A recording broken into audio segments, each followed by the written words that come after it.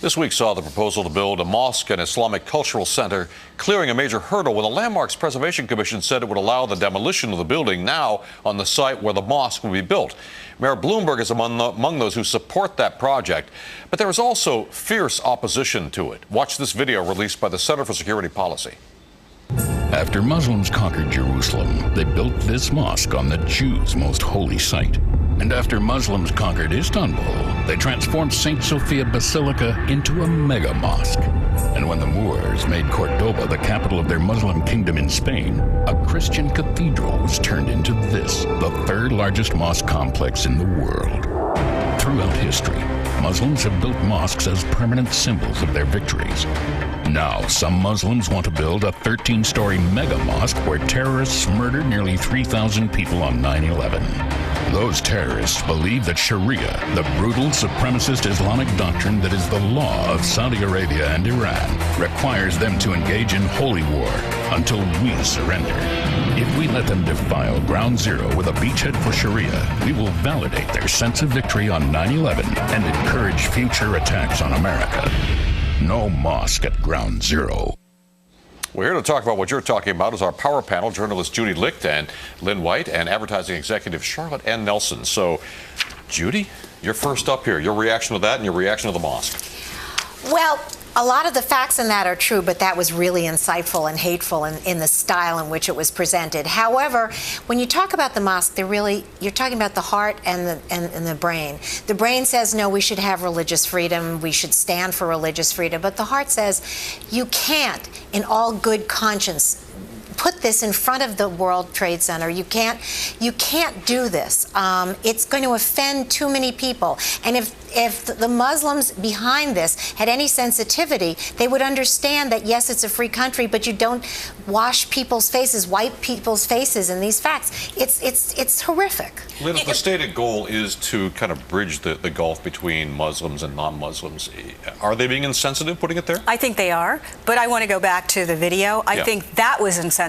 I think that was appalling, and I think that's what's wrong with the whole argument. You don't want to be that incendiary. I mean, you've got a situation where there are 1 billion Muslims on the planet. They are not all terrorists, and I'm sure that if they built that there, there'd be a lot of CIA agents inside that mosque, and it could help us if you think about it.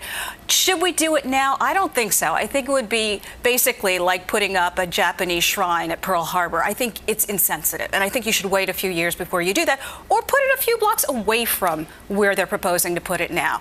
They don't have to put it there, and I think this whole argument would go away in 2 seconds if they thought about that. What the mayor said was also right. They have every right to do it. It's private property. But think about what message you're sending, to those who lost loved ones in the disaster there. Charlotte. I think the message you're sending is an incredible validation of American values. I think we've got a real moment here to show our national character. This is a way to honor the victims. This is what we were under attack for, being a pluralistic society, being a free society. And let's remember, we weren't attacked by Islam. We were attacked by a bunch of people who hijacked some planes and hijacked a religion while they did it. And fundamentalists. I mean, fundamentalist Christians, tend towards violence. It's not a good thing, but you don't blame the whole culture of Islam for what some extremists did. Absolutely. On the other hand, this is absolutely true, and that's why I say, the head says you should do this because it's right. But what about the people who are backing this mosque? I mean, it's going to cost $100 million by their own decision, and they've told the press in the United States that it's all going to be domestic money. They've told the foreign press that, in fact, they're going to accept money from foreign governments, many of whom support terrorist organizations. So while the group here may not be terrorists, the money may be coming from the wrong hands. And I think that should matter. This is sort of plays off that video a little bit we just saw, which was quite incendiary. But they are calling this Cordoba House, and Cordoba, Spain, was the site of a great victory where a mosque was built, a great victory over Christian forces. I mean, should they be calling it even Cordoba House? No, but there's no victory here. Nobody thinks there's a victory. No one even on the radical Islamic side. I think some radical Muslims do think it was a victory. Yeah, I would agree. I think it's highly insensitive to call it Cordoba House, and I think while the tape was hideous and incendiary, incendiary. The facts, many of the facts are true. That the Muslims did go in and change the Hagia Sophia in Turkey. I mean, some of this is true. It's incendiary in the way it was approached.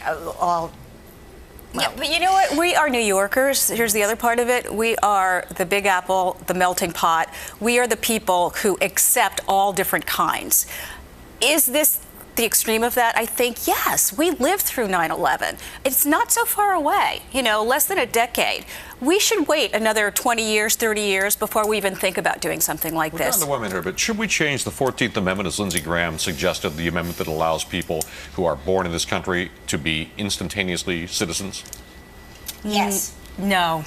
But you do have to do something about that. I think that's a radical problem, and I think that it's got to be addressed. It's but is it aimed to at change illegal the immigrants. 14th? Say, come over here and have an anchor baby. People come across the border illegally, have a baby, that's and that wrong. baby's There's a an problem there, and we know American that. citizen. But we need to address it with reform, real reform, not changing the Constitution. That's extreme. The amendment was meant to protect African Americans after the Civil War. They were afraid that the southern states wouldn't give them full citizenship. That was what it was written for. Now, people are coming over here and having babies so that they can get on all kinds of welfare rolls, so their kids can be citizens. We should re-examine it. We should. have to look at that. It's possibly right, but let's remember what the motives are here. With this show me your papers fever that's taking over the Republican Party in an election year, this is playing to the hard right wing. They may have a point, but I think we know where they're coming from on this. Well, I think we have another point to make to just close out, because we know that Levi Johnston and Sarah Palin's daughter now have broken things off. So, Charlotte Ann, you have a shot at your secret crush. Back in the game. Yeah. This is your night. Back in the game. Levi is back in it. If you missed it, Charlotte Ann revealed that she sort of likes That's Levi. a secret crush. Thank you, ladies. Now she's blushing. She's blushing again. Guilty pleasures aside. Coming up as we continue.